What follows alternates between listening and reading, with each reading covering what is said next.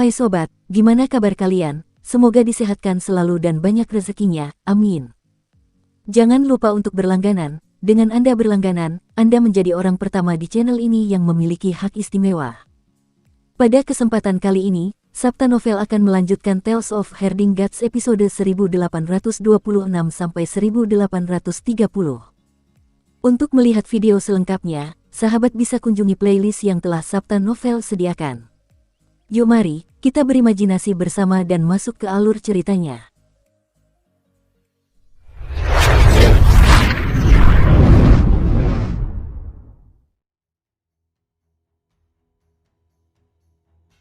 Tuan Muda Agung-Agung menyaksikan Kinmu pergi dan memasuki hutan obelis. Di hutan obelis, Tai duduk di sana, dan buah dao di pohon dao di belakangnya bersinar terang. Grand Supreme membungkuk untuk memberi salam, dan Tai berdiri untuk membalas salam. Rekan Taois, aku sudah berdiskusi dengan Tuan Muda ke-7 untuk mengirimmu kembali ke zaman ke-16 bersama para anggota perkumpulan pembelah langit. Maha Agung berkata, jika rekan Taois dan anggota perkumpulan pembelah surga masih di sini, Tuan Muda ke-7 mungkin akan memiliki pikiran jahat di dalam hatinya. Dia pasti akan membunuh faksi pembelah surga dan membiarkan rekan Taois itu bereinkarnasi. Meskipun faksi pembelah surga telah melakukan banyak perbuatan jahat, itu juga merupakan kemungkinan untuk menyelamatkan masa depan. Namun, kerusakan yang disebabkan oleh faksi pembelah surga terlalu besar. Aku khawatir dia tidak akan membiarkanmu pergi. Tai berkata, Tuan Muda tertua merasa bersalah karena masalah pemilik istana Yiluo yang membunuh ibu kota surgawi saat itu. Oleh karena itu, dia ingin memberi kompensasi kepadaku dan fraksi pemecah langit. Tuan Muda tertua menggelengkan kepalanya. Jika guru tidak membunuh Tiandu saat itu, anggota perkumpulan pembuka surga akan tetap menjadi anggota perkumpulan pembuka surga. Tidak akan berubah karena ini. Anggota perkumpulan pembuka surga di kota Tiandu memiliki kekuatan untuk membelah langit dan bumi. Mereka tidak mengendalikan diri dan menyalahgunakan kekuatan ini. Sebagai perbandingan, istana Yiluo lebih tertib dan tidak terlalu berbahaya. Omong kosong. Dari obelis, wajah-wajah anggota Heaven Opening Society muncul. Mereka semua memarahi Tuan Muda tertua karena kata-katanya yang bau. Masa yang membelah surga itu mengutuk dan mengejek istana Miluo karena menggunakan kekuatan mereka untuk menindas orang lain. Jika ibu kota surga diberi waktu untuk berkembang, 10 penguasa istana Miluo juga akan dibunuh oleh penguasa ibu kota surga, dan 10 dari istana Miluo juga akan diratakan. Tuan istana Miluo iri dengan kekuatan mereka, jadi dia membunuh tuan ibu kota surga sebelum mereka bisa tumbuh dewasa. Masa yang membelah langit mengejek penguasa istana Miluo karena tidak memiliki toleransi terhadap orang lain. Jika mereka adalah mereka pasti sudah lama memecahkan masalah penghancuran dan penciptaan alam semesta, menciptakan dunia yang sempurna. Mereka juga mengejek kepala istana Miluo karena ketidakmampuannya dan karena telah menguras hati daunnya hingga mati. Dia pantas mati. Tuan Muda Tai tidak keberatan. Tai mengerutkan kening. Dia juga tidak berdaya melawan masa yang membelah langit ini. Dia berkata, bagaimana kalian akan mengirim kami kembali ke zaman ke-16? Aku akan berubah menjadi dao dan mengembalikan semua kekuatanku ke alam semesta. Tepat saat Tai mengatakan ini, masa yang membelah langit tertawa lagi. Satu demi satu, mereka berkata, Tuan Muda Tai, pecundang ini akan menjadi seperti bajingan tua itu, Tuan Istana Miluo. Hati daunnya telah mati. Perdana Menteri melanjutkan, tidak ada gunanya menyimpan pohon dao saya. Jadi, saya berencana meminjam kapak Anda untuk menebang pohon dao saya dan membuat kapal untuk mengirim Anda ke zaman ke-16. Kerumunan orang itu ditekan di dalam lempengan batu dan tertawa terbahak-bahak. Perdana Menteri, bajingan tua, bukankah pohon daomu akan menguntungkan kita? Jika kamu memiliki kemampuan, maka tinggalkan buah daomu untuk kami gunakan sebagai pengorbanan. Dengan kemampuanmu, kau bisa menjebak kami. Tunggu sampai kami terbebas dari kapal daomu, lalu kami akan membunuh untuk mencapai zaman ke-17 dan menyembuhkan kepalamu yang mati. Tai berkata, aku akan membangun kapal dao dan mengirimmu ke zaman ke-16. Namun, sebelum itu, Tuan Muda ke-7 harus kembali ke masa lalu dan menjadi Tuan Muda ke-7. Kalau tidak, aku tidak akan berani mengirimmu kembali. Tai berkata, apakah kamu takut dia akan menarik kembali kata-katanya dan membunuh semua orang yang membelah surga saat kamu bereinkarnasi? Agung-Agung berkata, Tuan Muda ke-7 telah membunuh cukup banyak orang dalam 16 era alam semesta terakhir. Gayanya membuat orang sulit merasa tenang. Aku harus melihatnya kembali ke masa lalu sebelum aku bisa merasa tenang. Tai Yi mengangguk. Aku juga. Mereka berdua duduk dan menunggu dengan tenang. Qin Mu berjalan perlahan dan pertama-tama pergi ke lokasi asli istana leluhur. Tempat itu telah menjadi medan pertempuran bagi para praktisi Dao. Kuali purba istana leluhur telah dilubangi oleh harta karun unik Tuan Muda, dan harta karun unik beberapa Tuan Muda semuanya telah hancur, hanya sumur surga tertinggi milik Tuan Muda yang tersisa. Kepala aula dan praktisi Dao Istana Miluo beralih dari menyerang menjadi bertahan dan mempertahankan sumur surgawi, membuat Lan Yutian, Su Senghua dan yang lainnya mustahil untuk menerobos. Qin Mu memandang medan perang dari kejauhan sebelum melayang pergi. Ia berjalan di langit berbintang dan pergi ke surga empat kutub. Keempat kutub alam semesta telah menjadi lebih besar, dan ada berbagai macam ras yang tinggal di sini. Surga empat kutub telah lama menjadi asing baginya.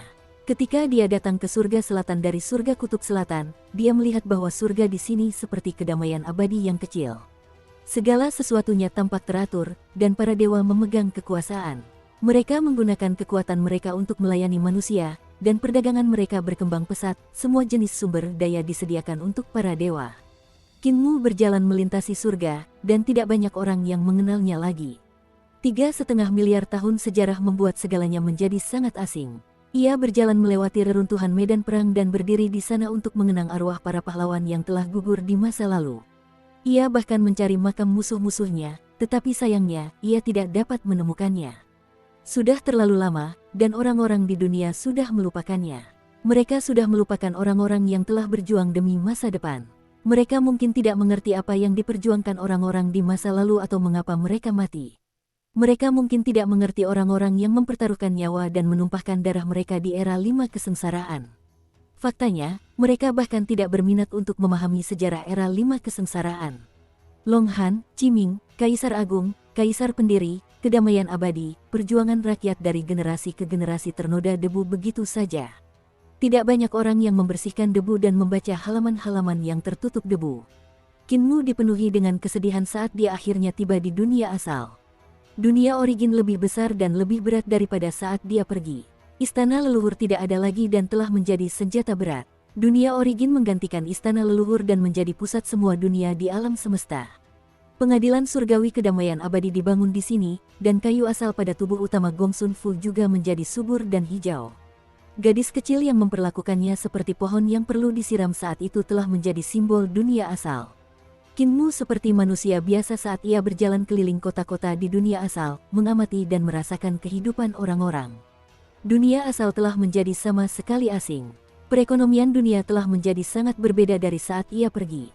Budaya dan adat istiadat juga telah menjadi begitu asing sehingga tidak pada tempatnya. Gaya arsitektur kota-kota dewa membuatnya merasa seolah-olah ia telah datang ke dunia asing. Pakaian, makanan, bahasa, bahkan rune masyarakatnya pun menjadi berbeda dari sebelumnya. Dia seperti barang antik tua yang digali dari makam kuno dan tidak memiliki kesamaan apapun dengan dunia ini. Qin Mu sedikit takut dan bingung. Dia ingin melihat apakah konsep yang telah dia praktikkan masih ada. Dia melihat bahwa para dewa digunakan oleh orang-orang, dan dia juga melihat bahwa jalan para orang suci digunakan oleh orang-orang. Konsepnya masih ada, tetapi yang membuatnya bingung adalah, terlepas dari apakah itu dewa atau manusia, mereka semua terbiasa dengan ini. Mereka tidak mengerti arti dari kenormalan semacam ini, mereka juga tidak tahu berapa banyak pertempuran berdarah yang tersembunyi di dalamnya, atau berapa banyak orang yang telah membayar harganya dengan nyawa mereka. Bagaimanapun, 1 juta tahun sejarah terlalu singkat dibandingkan dengan 3,5 miliar tahun kedamaian. 1 juta tahun sejarah dalam 3,5 miliar tahun mungkin hanya satu halaman dalam buku sejarah yang tebal. Halaman ini tidak dapat memuat 7 orang yang sangat dihormati di surga, Kaisar Merah, dan Kaisar Cerah. Tidak ada tempat bagi Yang Mulia Yue dan Yang Mulia Ling yang telah mendukung era Kaisar Agung. Tidak ada pula tempat bagi selusin atau lebih Kaisar Agung yang telah berdiri tegak dan menyatakan bahwa kehidupan manusia lebih agung daripada surga. Tidak ada tempat untuk desa yang riang, Kaisar Pendiri, keempat Raja Surgawi Agung, reruntuhan besar, dan Kaisar Manusia leluhur pertama di dalam buku. Qin Mu dalam buku sejarah ini mungkin hanya berupa paragraf pendek berisi kata-kata, belum lagi pertempuran dan wajah yang tidak dapat dilupakannya. Buku-buku sejarah dunia tidak dapat mengingat hal-hal ini. Para pahlawan yang terkubur dalam sejarah bagaikan titik-titik air di lautan atau pasir di padang pasir. Tak seorang pun mampu mengingat mereka.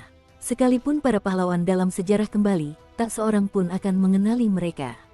Dia berjalan cukup lama dan melewati kota-kota dewa. Beberapa reruntuhan medan perang telah hancur seiring waktu dan berubah menjadi kota-kota dewa, gedung-gedung tinggi, dan beberapa benar-benar kosong tanpa ada yang mengingatnya. Hanya ketika dia lewat, dia memberi penghormatan. Yang muliamu, apakah itu kamu? Ketika Qin Mu sedang mengenang masa lalunya di lembah Lanfeng, dia mendengar suara kuno. Dia menoleh dan melihat seekor harimau hitam besar. Dia tertegun dan tersenyum saat menyambut harimau hitam besar yang menerkamnya. Itu adalah Dewa Harimau Hitam, kakak laki-lakinya. Dewa Harimau Hitam menerkam dan berubah menjadi seorang lelaki tua dengan wajah penuh janggut putih beruban. Dia memeluknya dan menangis serta tertawa. Tiba-tiba, dia berteriak keras, "Tuan tua, murid keduamu telah kembali." Ada beberapa gubuk rumput di hutan pegunungan lembah Lanfeng. Si penebang kayu suci mendorong pintu gubuk rumput itu dan berjalan keluar. Dekorasinya masih sama seperti sebelumnya dan tidak pernah berubah seiring perubahan dunia. Ia pun bagaikan barang antik yang tua, tak pernah berubah dari masa ke masa, sedemikian tuanya hingga ditinggalkan oleh zaman. Walaupun penampilannya sama seperti dulu, dia seperti bunga dandelion dewasa yang rambutnya semakin sedikit. Qin Mu melangkah maju dan memeluk penebang kayu suci yang agak pendiam. Penebang kayu suci itu berjuang sejenak tetapi tidak dapat melepaskan diri. Sebaliknya, ia mengeksekusi kapak yang telah lama berkarat di sudut dinding untuk mengancam Qin Mu agar melepaskannya. Namun, Dewa Harimau Hitam diam-diam mengulurkan cakarnya dan menekannya. Qin Mu akhirnya melepaskannya. Keduanya duduk di depan meja batu. Wajah Santo penebang kayu tampak gelap sementara Dewa Harimau Hitam menyibukkan diri di depan dan belakang, menyiapkan teh, menumis, dan memasak. Dia sangat tekun. Setelah beberapa lama, penebang kayu suci berkata dengan dingin, "Kau kembali." "Ya, aku kembali," kata Qin Mu sambil tersenyum. "Kapan kamu berangkat?" Penebang kayu suci mengangkat cangkir tehnya dan bertanya dengan acuh tak acuh. "Segera," kata Qin Mu. Telapak tangan Sein Woodcutter bergetar, dan air di dalam cangkir teh hampir tumpah. Dia bertanya dengan acuh tak acuh, "Kau ingin pergi begitu saja setelah kembali?" Qin Mu tidak menjawab. Dia melihat sekeliling dan melihat bahwa gaya arsitektur dari 3,5 miliar tahun yang lalu masih dipertahankan. Dia menggelengkan kepalanya dan bertanya, "Mengapa guru tinggal di sini?" "Guru telah memberikan kontribusi besar bagi perdamaian abadi, bukankah lebih baik jika dia pergi ke pengadilan surgawi? Selain itu, ada teman-teman lama di sana, bukankah sangat ramai? Mengapa harus menjadi begitu miskin?" Sang penebang kayu suci meminum tehnya dan berkata dengan acuh tak acuh, "Santo tertinggi tanpa nama, kau tidak mengerti wilayahku." Qin Mu tertawa terbahak-bahak. Dia bisa melihat bahwa alam kultivasi penebang kayu suci masih terjebak di depan panggung eksekusi dewa dan belum naik ke sana. Secara logika, reformasi perdamaian abadi telah menciptakan banyak sekali jalan menuju alam pasca Natal, dan banyak orang dengan kebijaksanaan luar biasa yang telah memverifikasi jalan menuju alam pasca Natal ini ke taraf pencapaian Dao. Bila penebang kayu suci ingin belajar, dia dapat menyelesaikan 360 jalur alam pasca Natalnya dan mengolah setiap jalan agung hingga ke tingkat puncak. Namun, dia tidak mempelajarinya. "Saya tidak ingin pergi ke tempat-tempat itu. Terlalu ramai dan berisik." Sein Woodcutter melotot padanya, "Kemampuanku tidak tinggi, jadi apa gunanya pergi ke sana dan disembah sebagai patung dewa di kuil? Aku manusia hidup, bukan patung dewa yang terbuat dari kayu dan tanah liat. Jika aku ada di sana, akan lebih baik bagiku untuk hidup menyendiri di sini." Qin Mu mengulurkan tangannya untuk menyentuh kepalanya yang seperti bunga dandelion yang telah berubah menjadi angin, tetapi ketika Sein Woodcutter melotot ke arahnya lagi, dia segera menarik tangannya. "Ketiga muridku, kecuali bos, semuanya lebih baik dariku." Dewa Harimau Hitam mengambil topi itu, yang merupakan gaya era baru. Sein Woodcutter awalnya tidak mau memakai topi itu, tetapi dia takut Qin Mu akan menyentuh kepalanya, jadi dia tidak punya pilihan selain memakainya terlebih dahulu. Orang-orang zaman sekarang juga lebih bijaksana daripada kita dulu. Hanya saja mereka tidak memiliki rasa khawatir, jadi aku tidak nyaman dengan mereka. Mereka selalu menganggapku nagi dan mengatakan aku khawatir tanpa alasan, bahwa aku selalu khawatir tentang bahaya yang tidak perlu itu. Aku tidak bisa tinggal bersama orang-orang muda itu lebih lama lagi. Qin Mu tersenyum saat mendengarkannya mengoceh tentang pemuda era baru. Dia merasa sedikit sedih di dalam hatinya. Mentalitas guru mungkin sudah sangat tua. Si penebang kayu suci berkata banyak hal dan makanan di atas meja batu perlahan-lahan berkurang. Mereka meletakkan mangkuk dan sumpit mereka dan si penebang kayu suci tiba-tiba bertanya, "Berapa lama kamu akan pergi kali ini?" Qin Mu tersenyum, "Entahlah." Mungkin aku akan kembali setelah aku pergi, atau mungkin aku baru akan kembali saat alam semesta ini menjadi hampa. Atau mungkin aku tidak akan pernah kembali setelah aku pergi. Si penebang kayu suci terdiam. Kinmu membangkitkan semangatnya, kesadaran guru akan bahaya akan berguna. Desa yang riang hanyalah genangan air yang tergenang. Cepat atau lambat, desa itu akan mati perlahan, dan bahaya baru akan muncul. Pada saat itu, guru mungkin akan keluar dari gunung untuk menunjukkan ambisinya. Para veteran tidak akan mati. Mereka hanya mengambil kapak perang dan senjata mereka dan meletakkannya di sudut-sudut dinding untuk berkarat. Orang-orang hanya memilih untuk melupakannya sementara. Tetapi ketika perang datang lagi, orang-orang akan mengingatnya lagi, dan mereka juga akan mengasah kapak perang dan senjata mereka dan pergi ke medan perang lagi. Dia berdiri. Guru, Anda akan punya tempat untuk menggunakannya. Penebang kayu suci berdiri dan menatapnya. Kapan kau akan kembali? Kinmu terdiam beberapa saat sebelum tiba-tiba bertanya, Guru, apakah Anda masih ingat ruang yang kacau? Penebang kayu suci berpikir sejenak dan bertanya, ruang kacau di alam angkasa mengambang saat itu. Kinmu berkata, suatu hari nanti, ruang yang kacau akan mekar seperti kembang api, dan itu akan menjadi tanda kembalinya aku. Penebang kayu suci tidak menghentikannya dan melihatnya pergi. Ketika sosoknya menghilang di pegunungan lembah Lanfeng, dia menarik kembali pandangannya dan berteriak, hitam kecil, keluarlah dan asah kapakmu. Dewa Harimau Hitam segera berlari ke depan dan berkata, Tuan Tua, apakah benar-benar terjadi perang? Perang telah berlangsung damai selama miliaran tahun. Si penebang kayu suci mengangkat kapak besarnya dan berkata dengan suara yang dalam, bersiaplah. Asah kapakmu dengan baik, ayo kita cari teman lama kita. Suaranya nyaring dan jernih, dan ada semangat juang yang membara dalam tubuhnya, demikian pula darah yang mendidih. Zuocha telah bereinkarnasi. Yan Yunxi selalu mesra dengannya setiap hari, jadi kita harus mengajaknya jalan-jalan. Dan di sitian itu, siapa nama reinkarnasinya? Oh benar, Tiansu pergi ke istana leluhur, kan? Temukan dia. Apakah kau masih tahu kemana orang dari Cold Pond itu pergi? Dan orang dari Green Wilderness itu? Oh benar, dan 2 ikan dari Cold Pond. Tuan, Anda lupa bahwa penguasa langit dari kolam dingin telah meninggal, kata Dewa Harimau Hitam dengan hati-hati. Penebang kayu suci itu bingung. Bukankah dia bereinkarnasi? Dewa Harimau Hitam berkata, Tuan, dia dipukuli hingga kacau selama pertempuran pengadilan surga. Anda telah mencarinya selama bertahun-tahun. Dan Kaisar Hijau, dia juga meninggal. Anda lupa cenotaf yang Anda buat untuk mereka di sini. Tahun lalu, ketika Anda mengunjungi makam itu, Anda bertanya makam siapa itu.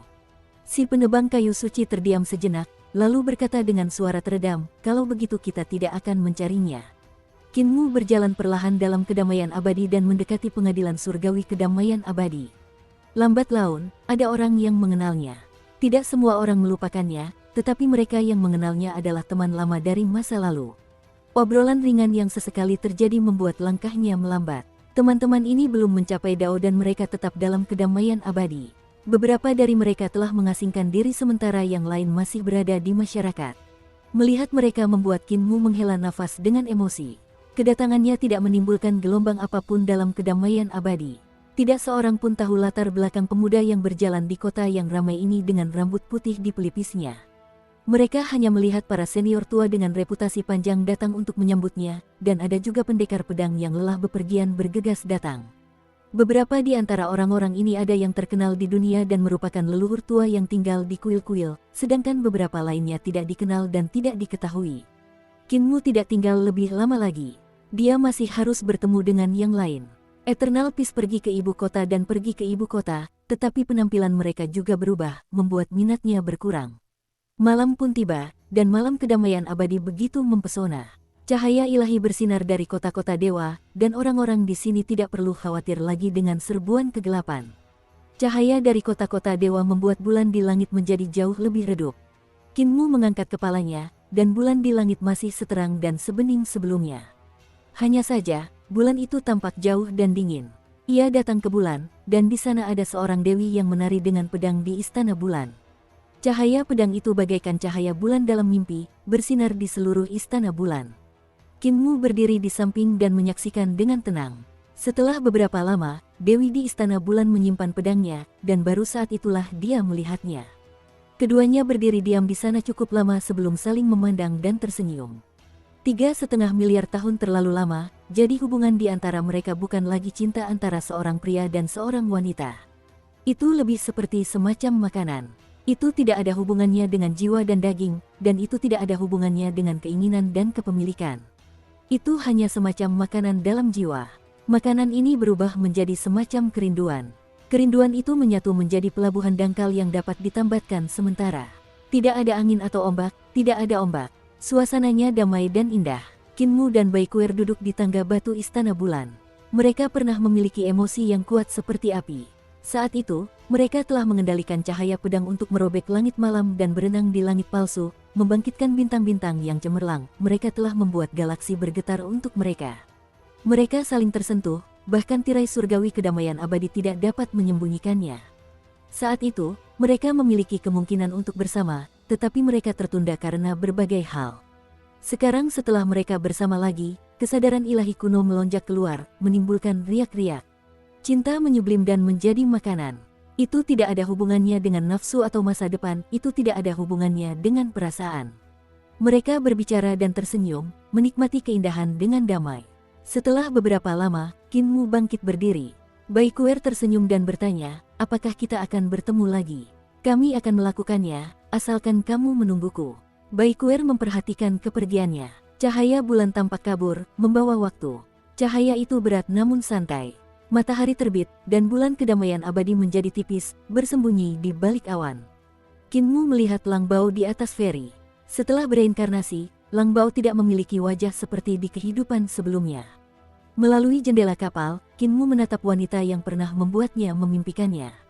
Dia bisa melihat jiwanya, pengalaman hidupnya, dan semua hal di kehidupan sebelumnya. Lang Bao tampaknya menyadari tatapannya dan menoleh untuk melihatnya melalui jendela kapal. Lang tersenyum dan berjalan melewati jendela kapal. Saudaraku, apakah kita pernah bertemu sebelumnya? Kamu memberiku perasaan yang akrab. Dia anggun dan meskipun dia tidak memiliki penampilan seperti di kehidupan sebelumnya, dia masih memiliki aura yang luar biasa.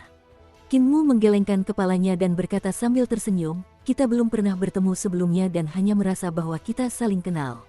Kita mungkin teman lama dari kehidupanku sebelumnya.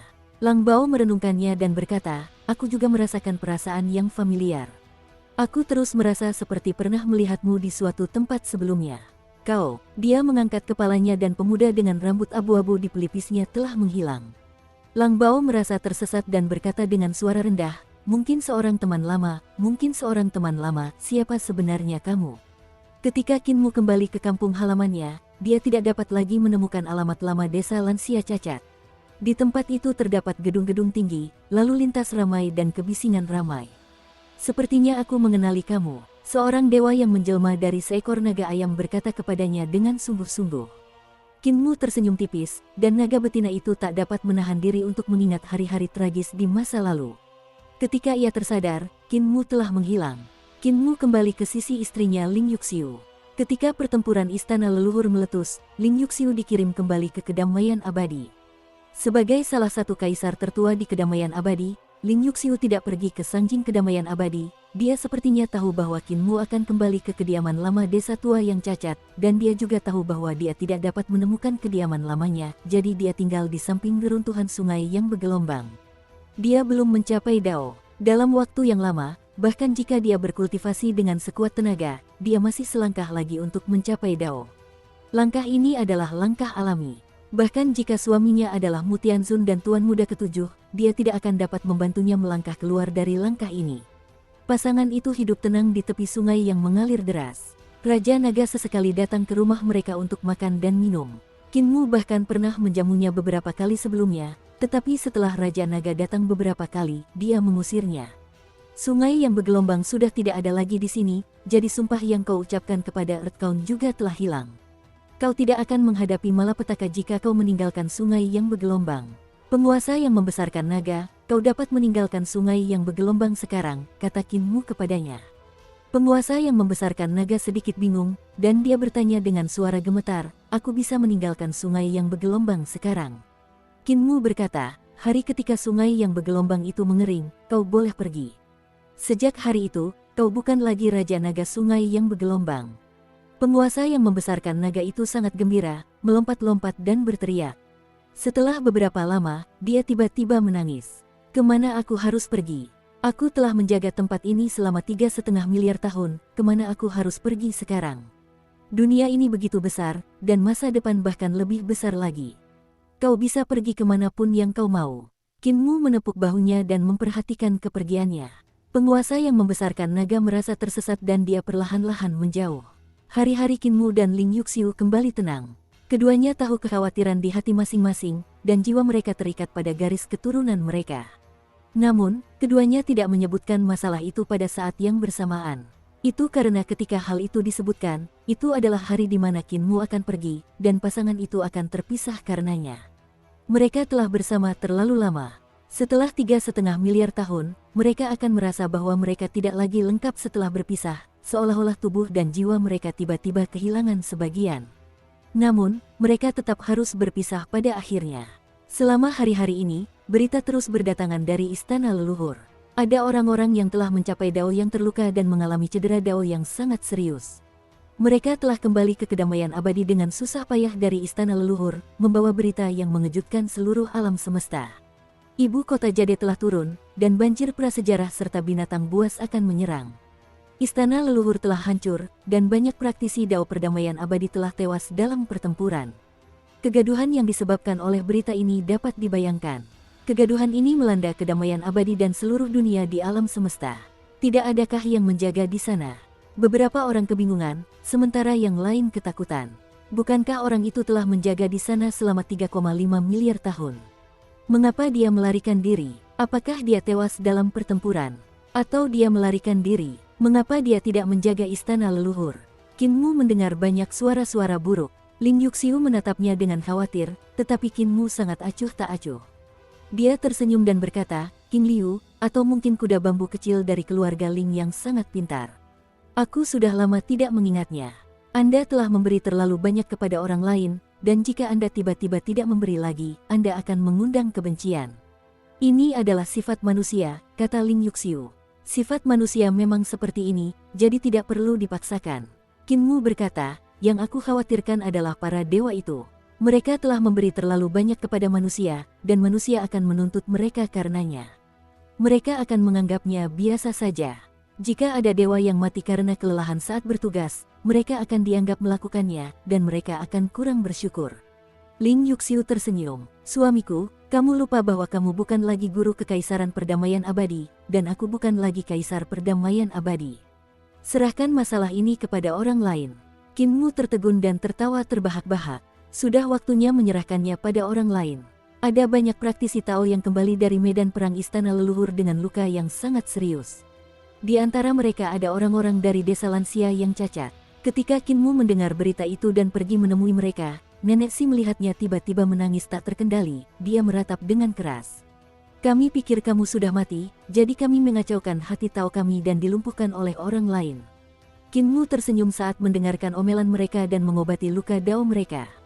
Kepala desa, apoteker, dan yang lainnya bergantian memarahinya dengan kejam. Qin Mu mendengarkan sambil tersenyum dan menganggukkan kepalanya terus-menerus. Jika kau kembali, pergilah dan lihatlah kripel. Mutei akhirnya membuka mulutnya dan menuangkan air berlumpur dari pipa airnya. Dia mengetuk pipanya dan berkata, bukankah kamu mengatakan bahwa dia telah kembali ke alam semesta masa lalu?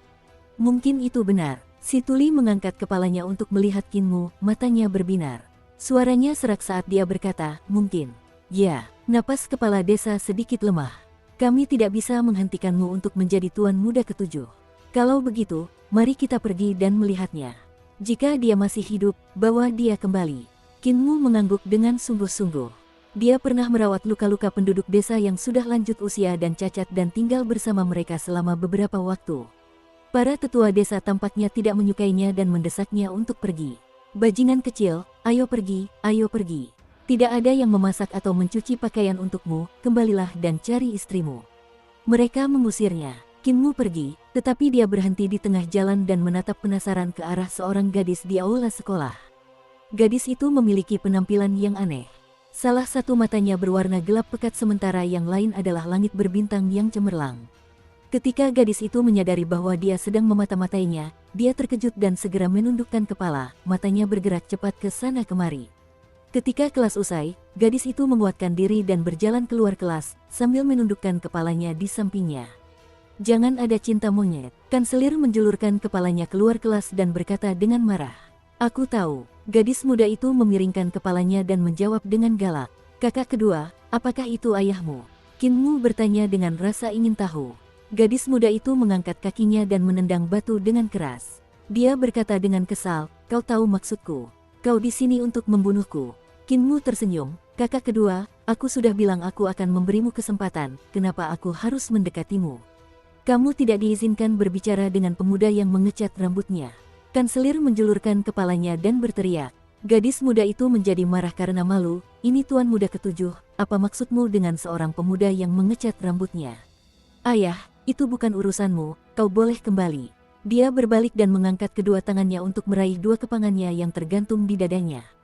Dia berkata sambil tersenyum, kau tidak akan membunuhku. Apa kau tidak takut aku akan menghancurkan dunia yang telah kau lindungi dengan susah payah?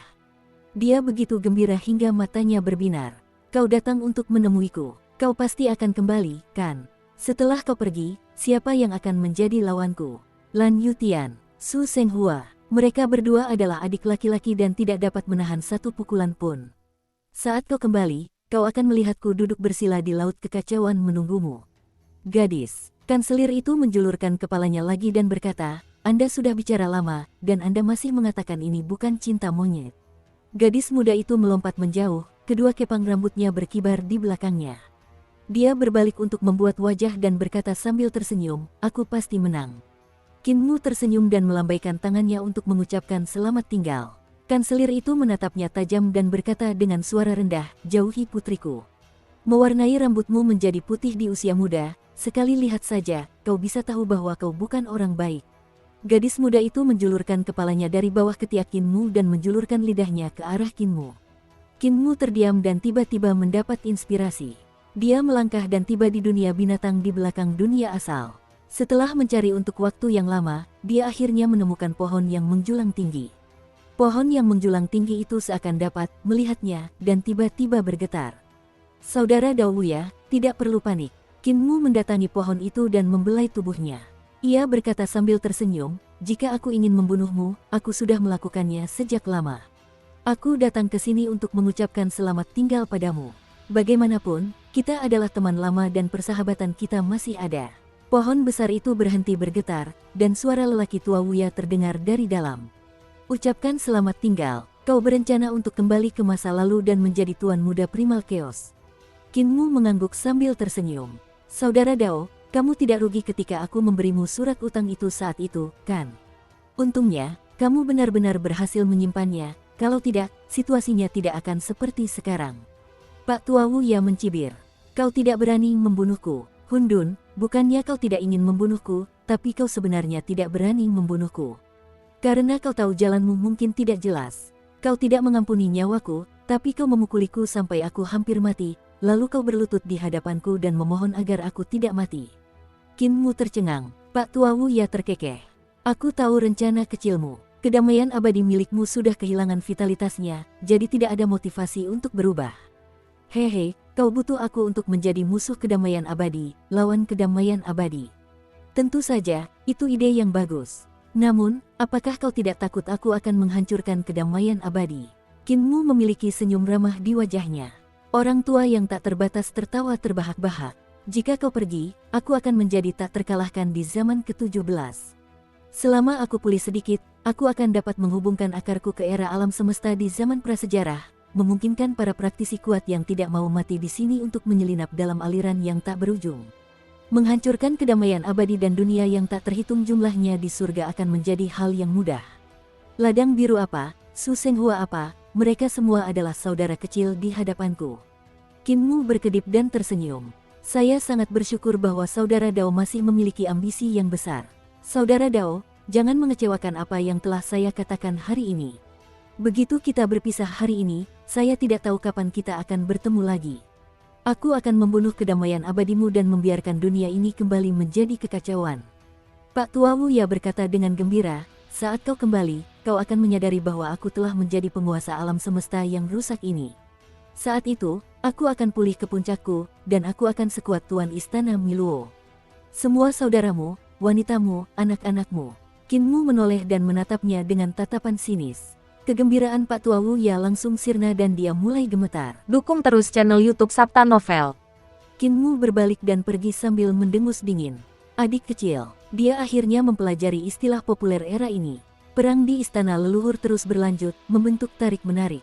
Lan Yutian, Su Senghua, Kaisar pendiri Qin Ye, Jiang Baigui, Xing An, dan yang lainnya kuat, tetapi mereka tidak cukup kuat untuk menerobos sumur surgawi. Para master aula dan praktisi dao istana Mikrov tidak memiliki kemampuan untuk melawan. Di antara mereka, sudah ada orang-orang yang berhasil mempercayakan kekosongan pamungkas untuk membentuk surga yang agung. Mereka sekali lagi mencapai dao di alam semesta ini, dan kecakapan bertarung mereka telah meningkat pesat. Naga Kilin juga kembali dari istana leluhur. Dia juga terluka parah dan selalu berada di sisi Qin Mu setiap hari. Bahkan ketika lukanya telah sembuh, dia masih menjilati wajahnya dan meminta pil roh. Qin Mu mengusirnya beberapa kali, tetapi dia tidak bisa mengusirnya sama sekali. Dia hanya bisa menyerah. Meskipun Naga Kilin adalah penguasa alam binatang buas, ia sangat menghargai masa-masa ini. Mereka bertemu di depan gerbang gunung Universitas Kekaisaran, dan mereka saling menemani dan mendukung. Qin Mu bertanggung jawab atas makanan Naga Kilin dan memanggilnya Naga Gendut. Naga Kilin telah melalui hidup dan mati bersamanya, memberinya dorongan yang tidak dapat diberikan orang lain. Mereka adalah sahabat karib. Pada hari ini, Qin Mu akhirnya memutuskan untuk pergi. Dia tidak menunggu kaisar pendiri, dia juga tidak menunggu Su Senghua, Lan Yutian, dan yang lainnya. Garis depan masih membutuhkan kekuatan mereka, dan dia tidak bisa menunda terlalu lama. Kakak senior tertinggi masih belum bereinkarnasi, rubah tua ini. Qin Mu tidak mau menerima ini. Ketika kakak senior tertinggi bereinkarnasi, dia akan dapat memasuki tempat kotor di kehampaan terakhir dan memaksa Tai Yi untuk membunuh surga. Dalam hatinya, bahaya tersembunyi dari Heaven Cliffing Public jauh lebih besar daripada anggota Istana Miluo. Anggota Istana Miluo masih memiliki prinsip ketika mereka melakukan sesuatu, tetapi tindakan Heaven Cliffing Public tidak terkendali. Dia selalu merasa bahwa menyingkirkan Heaven Cliffing Public akan menjadi pilihan yang lebih baik. Namun, Guru Agung tidak pernah bereinkarnasi, jadi dia jelas sudah menduga hal ini. Hanya ketika dia kembali menjadi guru muda ketujuh, dia akan membubarkan kultivasinya dan memulai dari awal lagi. Suamiku, jangan pikirkan masalah-masalah yang menyusahkan itu lagi. Ling Yuxiu merapikan pakaiannya. Ekspresinya lembut, tetapi nadanya sangat tegas. Temukan Ling Yun dan bawa dia kembali. Qin Mu mengangguk dengan sungguh-sungguh dan menariknya ke dalam pelukannya. Jangan khawatir, aku pasti akan menemukannya dan membawanya kembali. Pada hari ini, sebagian besar sahabat lama yang ditinggalkannya demi menjaga perdamaian abadi telah datang untuk melepasnya. Saint Woodcutter juga datang. Ia mengenakan topi yang menutupi beberapa helai rambutnya, membuatnya tampak sangat energik. Qin Mu melepaskan Ling Yuxiu dan menatap wajah-wajah yang dikenalnya. Wajah mereka dipenuhi dengan senyum seolah-olah mereka akan menabuh genderang dan gong untuk mengantarnya pergi. Suamiku, jangan pikirkan masalah-masalah yang menyusahkan itu lagi. Ling Yuxiu merapikan pakaiannya. Ekspresinya lembut, tetapi nadanya sangat tegas. Temukan Ling Yun dan bawa dia kembali. Qin Mu mengangguk dengan sungguh-sungguh dan menariknya ke dalam pelukannya. Jangan khawatir, aku pasti akan menemukannya dan membawanya kembali. Pada hari ini, sebagian besar sahabat lama yang ditinggalkannya demi menjaga perdamaian abadi telah datang untuk melepasnya. Saint Woodcutter juga datang. Ia mengenakan topi yang menutupi beberapa helai rambutnya, membuatnya tampak sangat energik. Qin Mu melepaskan Ling Yuxiu dan menatap wajah-wajah yang dikenalnya. Wajah mereka dipenuhi dengan senyum seolah-olah mereka akan menabuh genderang dan gong untuk mengantarnya pergi. Senyuman palsu ini membuat hatinya terasa hangat. Semuanya, jangan merindukanku, katanya sambil tersenyum. Semua orang mendesaknya, cepat pergi. Pergi dan hancurkan monster-monster tua dari era prasejarah.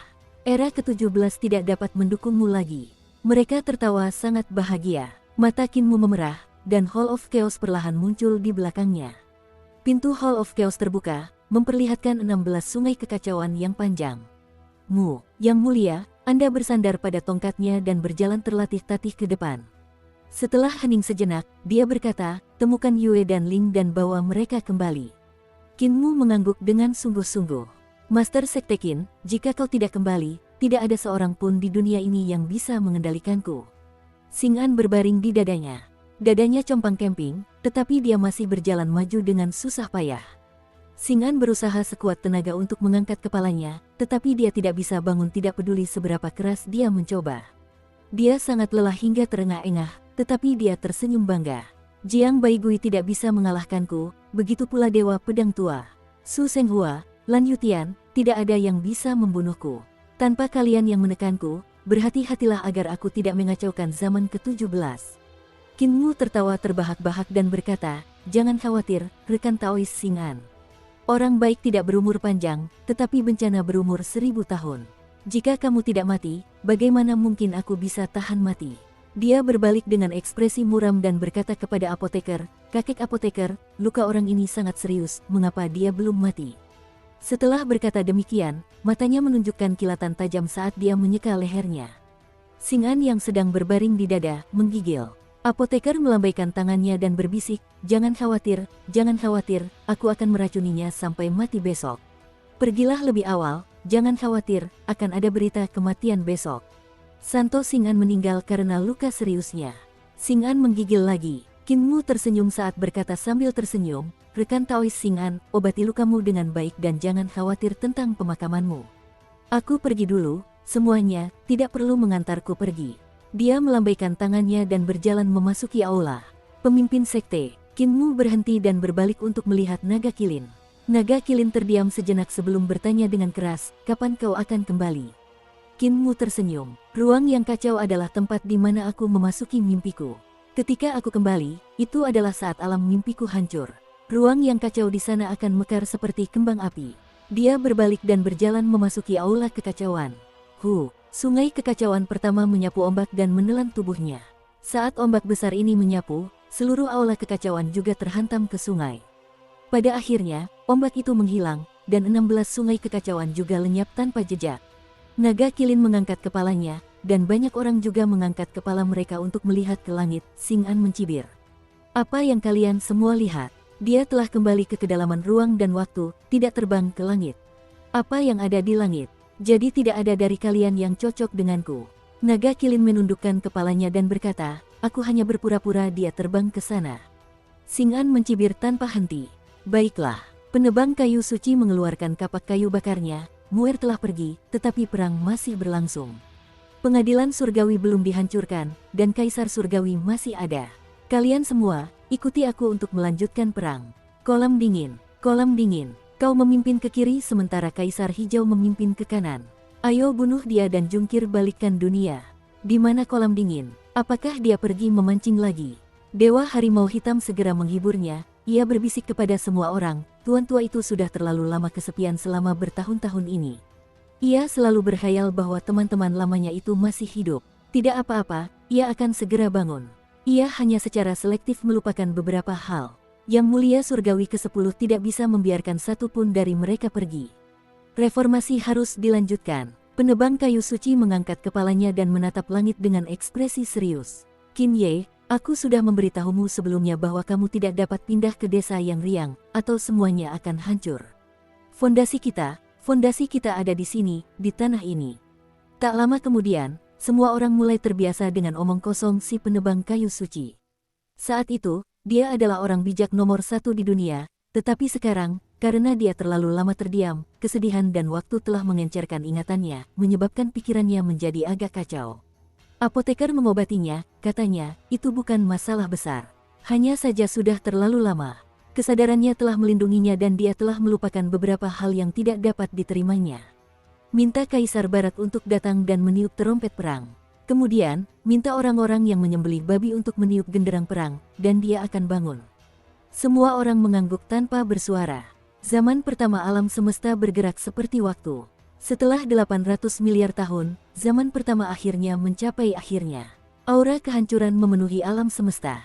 Keberadaan tertua juga bingung menghadapi malapetaka yang tidak diketahui ini. Pak Tua Wuya berdiri dari bawah pohon dan melihat kehancuran surga satu persatu, dia bingung.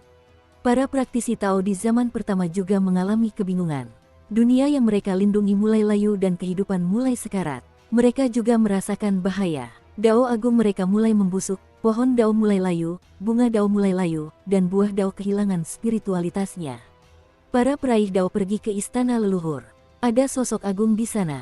Dia adalah peraih Dao pertama di zaman pertama, dan dia juga orang yang menciptakan sistem kultivasi. Dia memiliki kebijaksanaan dan kemampuan ilahi yang tak terbatas, pasti ada cara untuk menyelesaikan malapetaka kehancuran yang tiba-tiba ini. Mereka menyebut makhluk agung ini Milo. Milo berarti luas, agung, dan tak terbatas. Tempat tinggalnya juga dikenal sebagai Istana Milo. Ketika mereka tiba di sana, mereka melihat dari jauh bahwa orang pertama yang telah mencapai Dao sedang mengumpulkan emas suci yang paling berharga di istana leluhur. Dengan kekuatan dan keterampilan daunnya yang besar, ia sedang menempa sebuah perahu emas yang besar. Ini adalah kapal emas yang melintasi dunia. Tuan Istana Miluo berkata kepada para Master Dao yang datang dari jauh, saya merasakan bahwa kehancuran ini akan menyapu semuanya, menghancurkan semuanya, dan meratakan semuanya. Namun, setelah semuanya hancur, alam semesta akan secara otomatis terbuka kembali. Kapal emas yang melintasi dunia dapat membawa kehidupan seluruh alam semesta ke zaman berikutnya. Para Master Dao zaman pertama penuh dengan kekaguman. Pada saat ini, energi kacau yang terbentuk dari penghancuran puluhan surga terhubung bersama. Angin panas bersiul dan bertiup, menyebabkan energi kacau membentuk sungai yang bergelombang dan menyapu ke surga lainnya. Tuan Istana Miluo terkejut. Ia mengangkat kepalanya untuk melihat sungai kekacauan yang panjang. Pandangannya dalam seolah-olah ia melihat sesuatu. Taois Miluo, apa yang kamu lihat? Seorang praktisi Dao bertanya. Saya rasa saya melihat daun teratai di sungai. Ada seorang bayi perempuan yang dibungkus dengan daun teratai. Tuan Istana Miluo menunjukkan ekspresi bingung dan berkata, daun teratai itu telah hanyut. Aneh sekali, bagaimana mungkin ada makhluk hidup yang bisa bertahan hidup di sungai itu?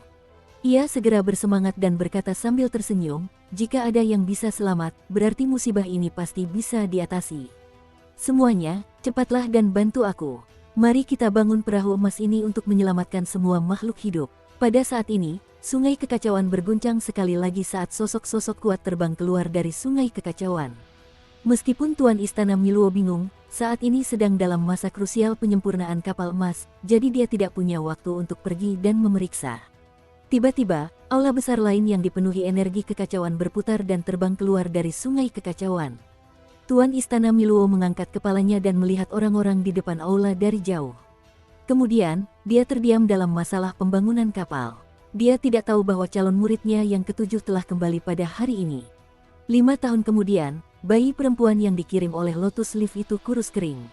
Ia terhuyung-huyung bersama para pengungsi. Orang-orang yang membantunya bertahan hidup jatuh satu demi satu dan terkubur dalam bencana yang menghancurkan ini. Dia berdiri di antara tumpukan mayat dan mendongak. Dia adalah satu-satunya yang tersisa di dunia yang hancur. Lautan api berubah bentuk, dan monster iblis mengerikan yang mengejarnya akhirnya menemukannya. Mereka ingin menangkapnya dan menghancurkannya. Pada saat itu, kesengsaraan kehancuran berakhir. Sosok tinggi terpisah dari lautan api dan berjalan ke arahnya. Aku telah menemukanmu, aku telah menemukanmu. Anakku, sebuah suara yang familiar namun asing terdengar di telinganya, seolah ingin membangkitkan kenangan yang perlahan memudar dalam benaknya. Putri Chaos, kartu kinmu sudah muncul, saudara-saudara, jangan lupa untuk mengambilnya. Jika mereka bisa mengambilnya, itu akan menyenangkan. Jika mereka tidak bisa, itu akan baik-baik saja. Kinmu mengangkat Qin Lingyun tinggi-tinggi dan meletakkannya di bahunya. Qin Lingyun sangat kurus dan hanya ada tulang di bawah kulitnya. Dia duduk di bahunya dengan gelisah dan tangan kecilnya mencengkeram rambutnya dengan erat. Dia menoleh untuk melihat sisi wajah Kinmu. Rambut putih di pelipisnya membuatnya merasa familiar. Itu adalah wajah yang terpantul dalam penglihatannya yang kabur setelah dia lahir. Wajah ini membuatnya merasa tenang. Selain wajah itu dalam ingatannya, ada wajah lain yang dikenalnya. Itu ibunya. Kinmu melihat sosok-sosok dalam kobaran api. Mereka adalah praktisi Tao yang mengejar Qin Lingjun. Saat itu, mereka telah mencegat keluarga mereka yang beranggotakan 3 orang di sungai kekacauan, memaksanya untuk tidak punya pilihan selain membiarkan Qin Lingjun kembali ke sungai kekacauan di zaman pertama. Mereka memasuki alam semesta zaman pertama, dan ayah serta anak perempuan itu pun berpisah. Perpisahan ini berlangsung selama 5 tahun bagi Qin Lingyun.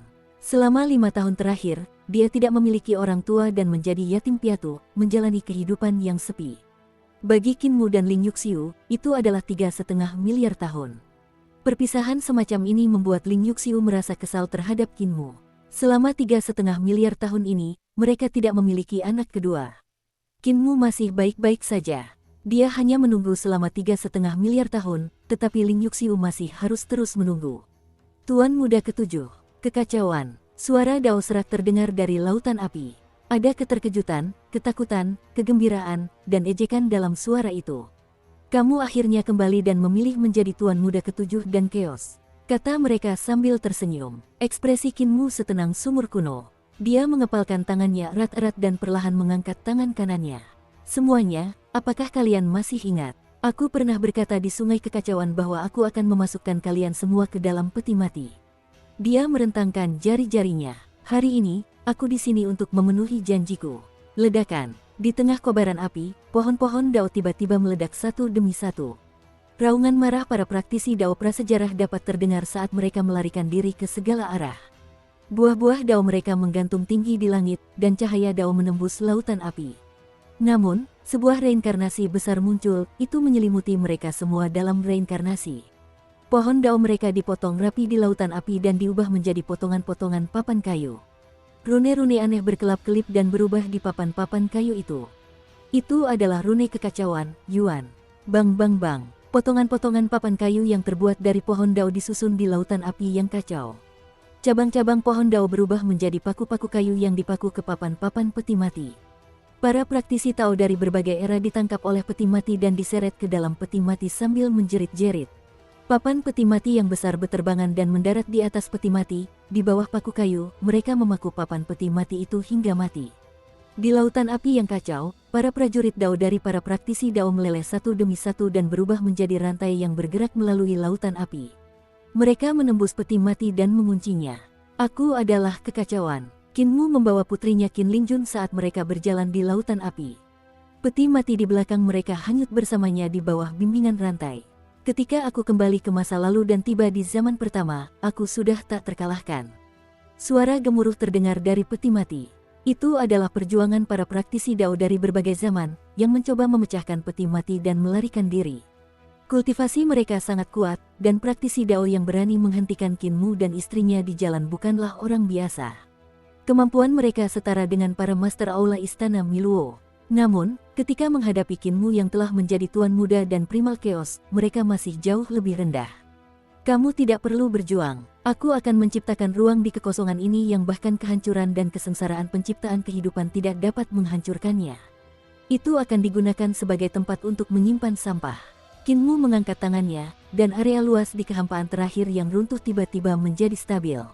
Peti mati terbang melewati Kinmu dan putrinya dan terbang ke sana. Saya tidak berusaha melindungi kalian dari kehancuran dan malapetaka penciptaan kehidupan. Faktanya, ruang ini hanya mengurangi kekuatan malapetaka penciptaan kehidupan berkali-kali lipat dan menundanya entah berapa tahun. Kinmu menyaksikan peti mati itu terbang, dan suaranya berubah menjadi suara Dao yang terus-menerus memasuki telinga para praktisi Dao di dalam peti mati.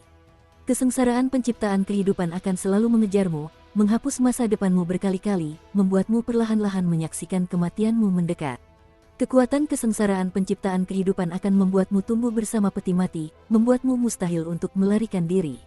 Itu akan membunuhmu sedikit demi sedikit, dan proses ini akan berlangsung selama ratusan miliar tahun.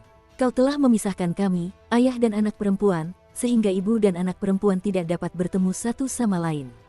Kau telah memisahkan kami, suami dan istri. Ini hukumanku untukmu. Kesengsaraan kehancuran zaman pertama alam semesta tiba sesuai jadwal. Tuan Istana Miluo menggunakan kekuatan sihirnya yang besar untuk berubah menjadi suara. Dia mengumpulkan semua praktisi Dao dan orang suci di alam semesta, membawa semua makhluk hidup di surga ke istana leluhur, dan menaiki perahu emas. Dia menggunakan kapal emas untuk melampaui kehancuran alam semesta. Pemandangan yang sangat spektakuler. Di atas kapal emas itu, istana-istana emas bermunculan satu demi satu. Bagian dalam istana emas itu bagaikan surga, dengan lingkungan yang dibutuhkan semua makhluk hidup untuk bertahan hidup. Zaman pertama adalah era yang sangat gemilang. Puncak perkembangan alam semesta ini adalah sesuatu yang bahkan tidak dapat dibandingkan dengan kedamaian abadi. Kapal emas yang dibangun oleh penguasa Istana Miluo dengan seluruh kekayaan alam semesta ini tentu saja bukan hal yang kecil. Ketika malapetaka kehancuran turun dan kapal emas raksasa itu melewati sungai kekacauan yang tebal dan deras, menghalangi angin panas dan dingin menembus permukaan sungai dan berlayar di sungai kekacauan, Tuan Istana Miluo tidak dapat menyembunyikan kegembiraan di dalam hatinya. Kapal emas itu tidak hancur oleh kesengsaraan kehancuran. Suaranya serak saat dia tertawa terbahak-bahak. Saat dia tertawa, Pohon dao para praktisi dao di perahu emas berubah menjadi abu dan buah dao mereka pun lenyap. Baru saat itulah dia menyadari bahwa rekan-rekan Taoisnya telah berubah menjadi tulang putih saat perahu emas melewati kesengsaraan kehancuran. Tuan Istana Miluo tercengang. Ia berdiri di haluan perahu dan menyaksikan tulang-tulang putih rekan-rekan Taoisnya hancur dan runtuh. Tiba-tiba dia berteriak keras dan bergegas menuju istana di atas kapal emas. Istana pertama kosong. Segala sesuatu di istana telah hancur dan berubah menjadi energi yang kacau. Istana kedua kosong. Istana ketiga kosong. Tuan Istana Miluo menyerbu masuk ke dalam istana satu persatu seperti orang gila. Ia menyerbu keluar istana satu persatu. Ia berteriak seperti orang gila. Tidak ada suku kata dalam teriakannya. Tidak ada dao yang tersembunyi di dalamnya. Yang ada hanyalah lolongan kering. Dia tampaknya menderita cedera dao yang sangat parah saat dia menyerbu aula emas berulang kali, meskipun dia telah memasuki beberapa di antaranya lebih dari sekali. Ayah, apa yang sedang dia lakukan? Di sungai kekacauan, gadis kecil Qin Lingjun mengangkat kepalanya untuk bertanya kepada ayahnya. Dia sedang mencari hati dao dan hati daonya. Qin Mu melihat pemandangan ini dari jauh, dia menundukkan kepalanya dan berkata kepada Qin Lingjun, hati daonya telah runtuh dan cita-citanya telah runtuh. Dia ingin menemukannya kembali. Mungkin di masa depan, aku akan menjadi seperti dia dan menemukan cita-citaku sendiri dan hati daoku sendiri. Tuan Istana Mikrov mencari berulang kali, tetapi dialah satu-satunya yang tersisa di seluruh kapal emas itu. Pada akhirnya, dia duduk dengan lesu dan menatap Long River of Chaos dengan linglung. Perahu emas itu hanyut di sepanjang sungai kekacauan yang panjang. Malapetaka kehancuran sudah di depan mata, tetapi tidak mampu mengguncang perahu atau dirinya sedikit pun. Hati dao penguasa Istana Miluo merasa sedih, seakan-akan ia hendak memasuki jalan kehancuran. Pada saat ini, seorang pria dengan cambang putih memegang tangan seorang gadis kecil dan tiba di perahu emas. Tuan Istana Miluo menatapnya dengan mata tak bernyawa. Tiba-tiba, matanya bergerak dan lelaki berjanggut putih itu menyambutnya sebagai murid. Tamu masa depan. Kepala Istana Miluo membalas salam itu dan berkata, saya melihat sesuatu yang tidak berasal dari alam semesta ini dari kalian semua.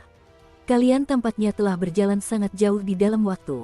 Apakah kalian dari masa depan? Guru, aku muridmu yang ketujuh, Chaos. Qin Mu berkata, aku kembali ke sini untuk menemuimu. Kepala Istana Miluo menatap mereka dengan linglung dan tiba-tiba bertanya, apakah masa depan baik-baik saja? Masa depan cerah, kata Qin Mu sambil tersenyum.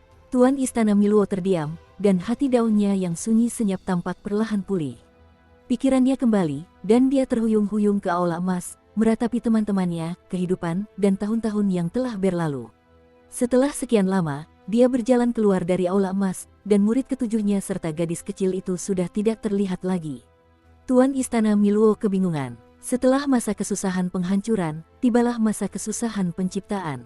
Ketika malapetaka penciptaan meletus, 5 dao besar berevolusi. Ketika dao besar Taiji berevolusi menjadi dao langit dan bumi yang tak terhitung jumlahnya, lahirlah alam semesta baru. Pak Tua Wuya duduk di kolam giok di bawah pohon dunia. Karena bosan, ia mengeluarkan cairan kekacauan primordial dan menggosok lumpur di tubuhnya.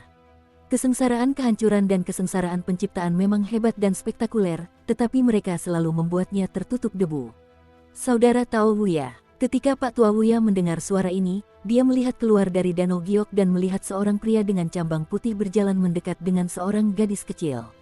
Dia segera melompat keluar dari danau giok dan segera mengenakan pakaiannya. Dia terkekeh dan berkata, aku tahu kamu. Kamu bukan dari alam semesta ini. Aku melihatmu melompat keluar dari kekacauan.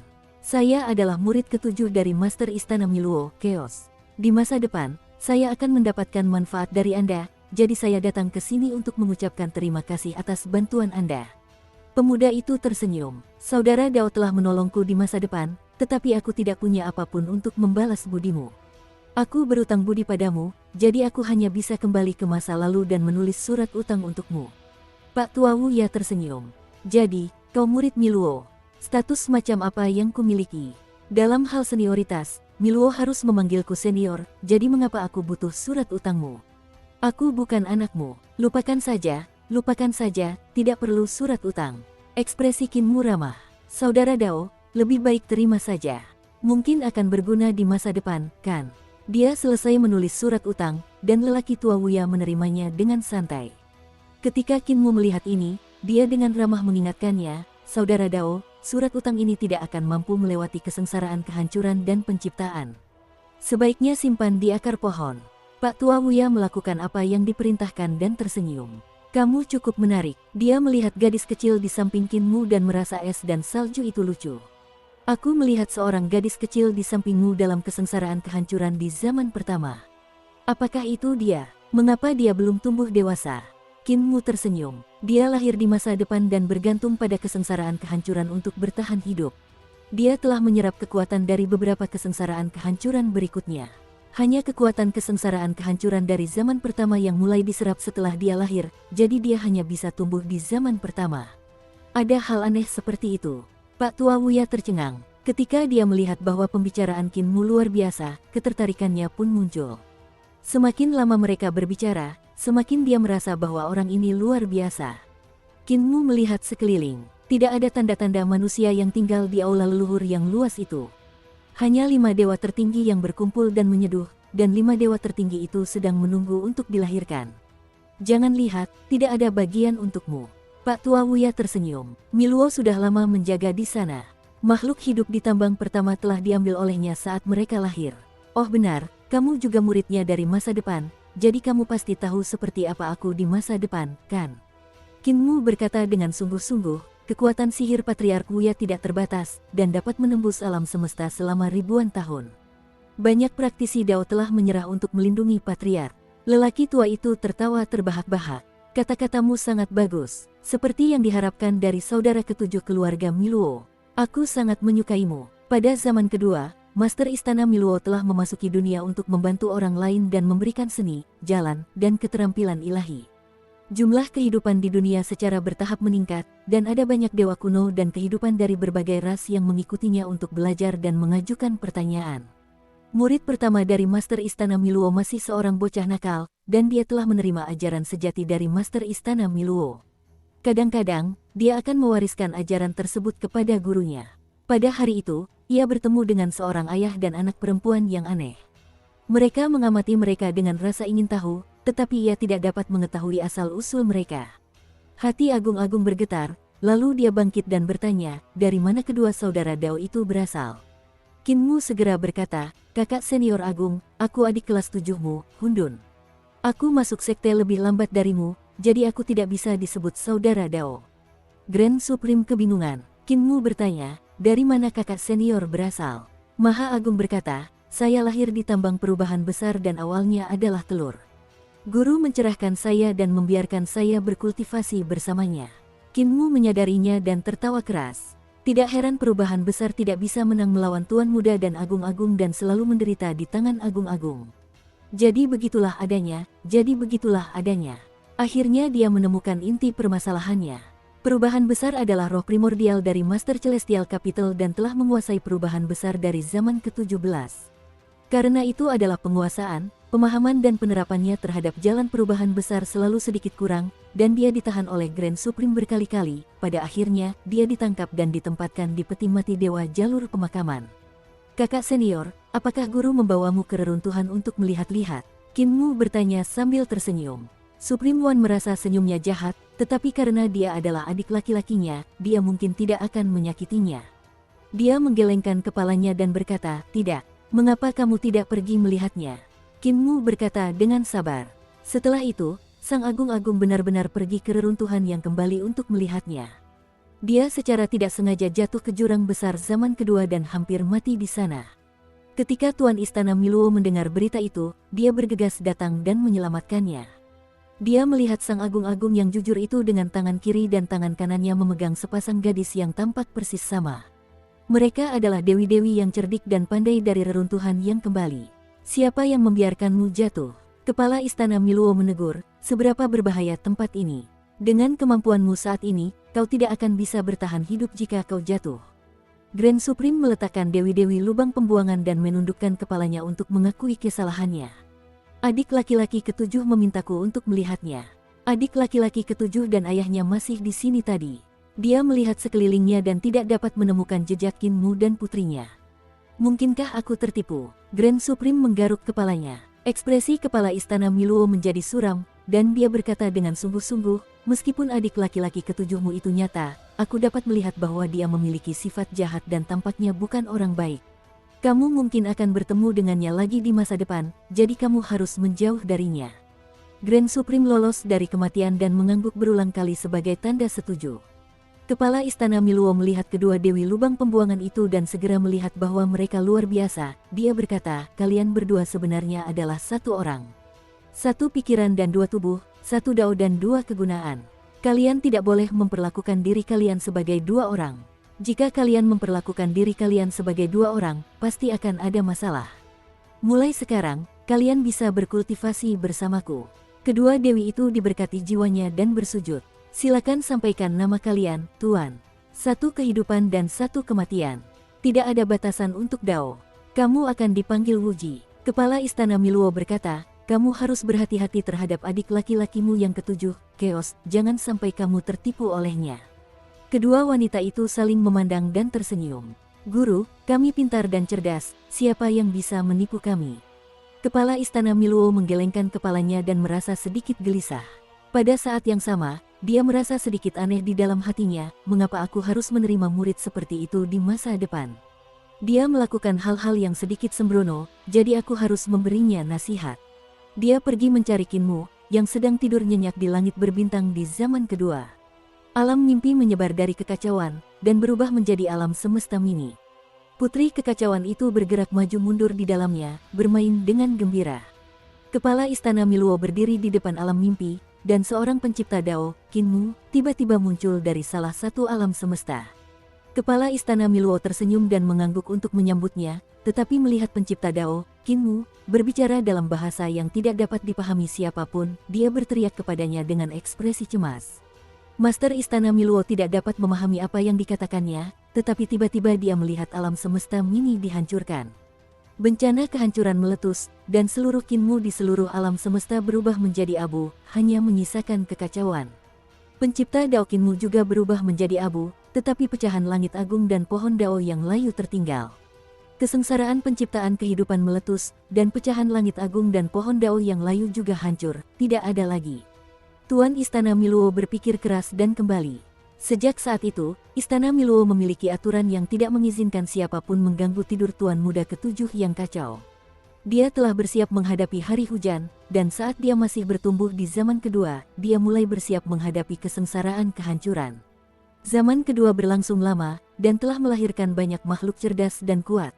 Zaman ini juga telah melahirkan banyak kisah menyentuh, dan kemegahannya tidak kalah dengan zaman ke-17.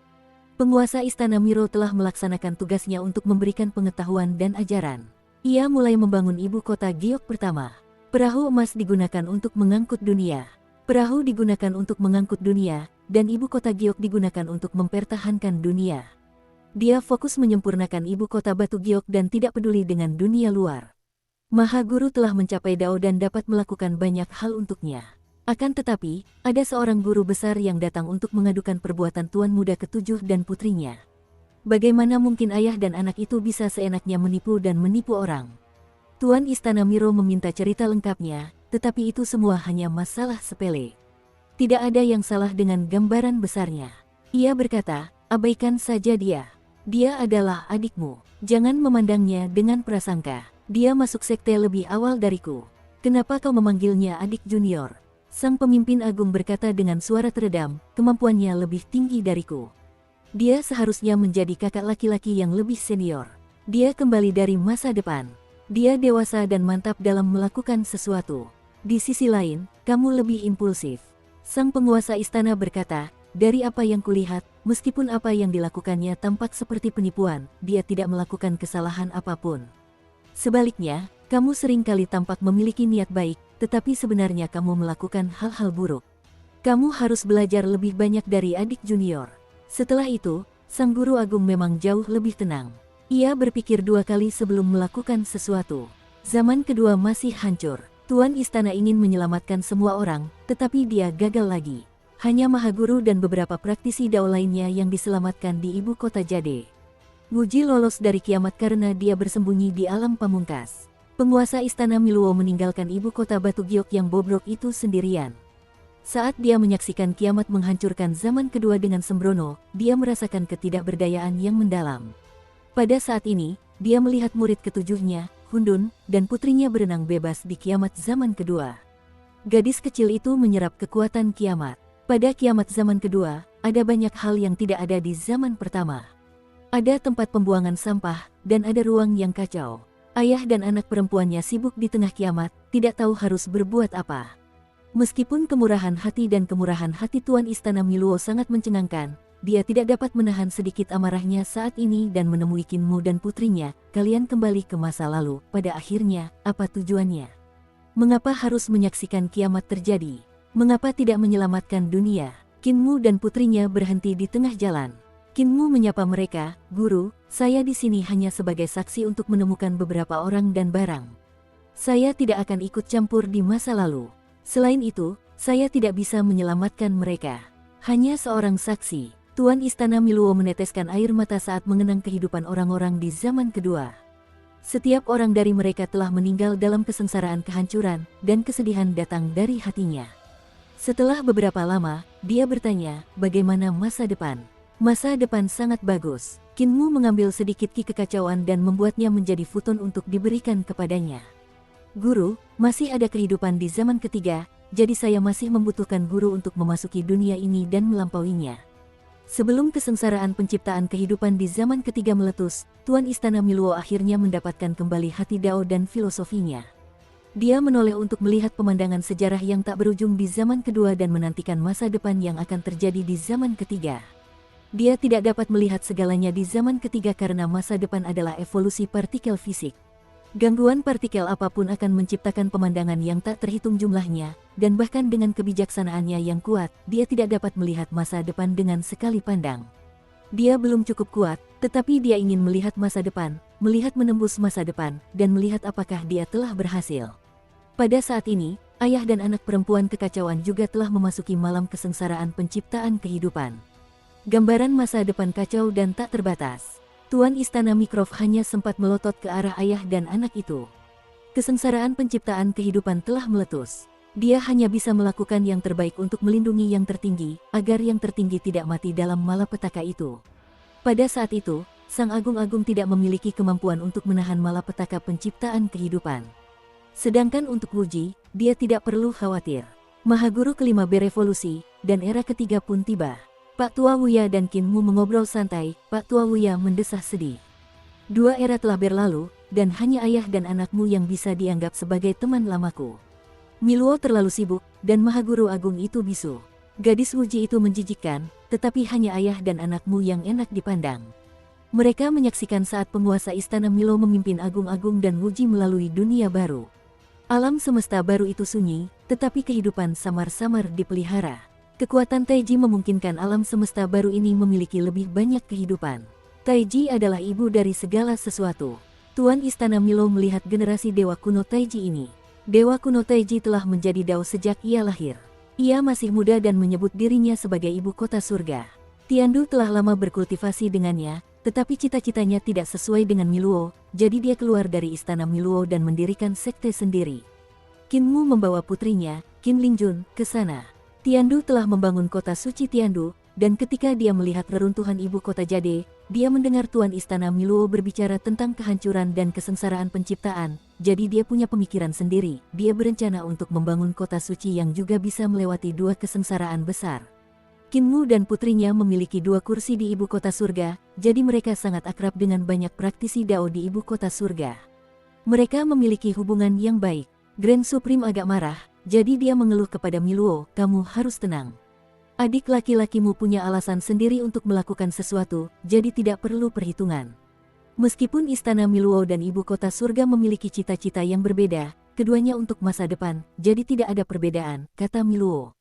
Grand Supreme menjadi sedikit lebih stabil. Era ketiga segera mencapai tahap yang buruk. Para praktisi Tao di ibu kota surga bekerja keras untuk menghadapi malapetaka kehancuran dan penciptaan yang akan datang. Mereka bertengkar dan memikirkan banyak cara. Hanya Kinmu dan putrinya yang menempati kursi, tetapi mereka tidak pernah menemukan ide apapun. Pada akhirnya, Kinmu dan putrinya diusir dari ibu kota surga. Ibu kota surga merasa agak menyesal, "Teman Dao Hundun, mereka tidak tahu kemampuanmu, tetapi aku tahu bahwa kemampuanmu bahkan lebih tinggi daripada milikku dan guru. Mereka menganggapmu bajingan, tetapi aku merasa bahwa setiap kata dan tindakanmu memiliki makna yang dalam. Namun, aku tidak bisa menahanmu di sini, jadi aku hanya bisa mengantarmu pergi. Gerbang ibu kota surga selalu terbuka untukmu, dan kami menunggu kedatanganmu. Kinmu berkata dengan samar, jangan khawatir, saudara Dao, aku akan kembali. Zaman ketiga hancur, dan ibu kota surga hancur total. Ibu kota Giok juga menderita kerugian besar, dan hanya ada beberapa praktisi Dao yang tersisa. Hanya beberapa pohon Dao dan buah Dao yang rusak yang tersisa. Ibu kota surga menangis keras dalam kekacauan itu, dan Tuan Istana Miluo membawa kekuatan agung untuk menghiburnya. Seolah-olah mereka berada di perahu yang sama. Pada saat itu, mereka melihat Kinmu dan putrinya sibuk dalam bencana kehancuran sementara gadis bernama Qin Lingyun masih sibuk menyerap kekuatan bencana kehancuran. Tiandu sangat marah dan hendak menghampirinya untuk berunding, tetapi Miluo menghentikannya. Dia dari masa depan, jadi ada beberapa hal yang tidak bisa dikatakan. Apa gunanya kembali kalau tahu tapi tidak mengatakan apa-apa? Tiandu masih tidak bisa menahan amarahnya. Milo mencibirkan bibirnya, dan Tiandu melihat tanah terlantar dan ruang kacau dalam kesengsaraan kehancuran. Ayah dan anak perempuan itu memindahkan beberapa hal yang lahir dalam kekacauan kedua tempat itu. Kamu tidak bisa mengalahkannya, Milo berkata, aku bahkan tidak bisa melihat kemampuannya. Tiandu terdiam. Kekacauan, bagaimana masa depan? Tuan Istana Milo bertanya lagi pada Kinmu.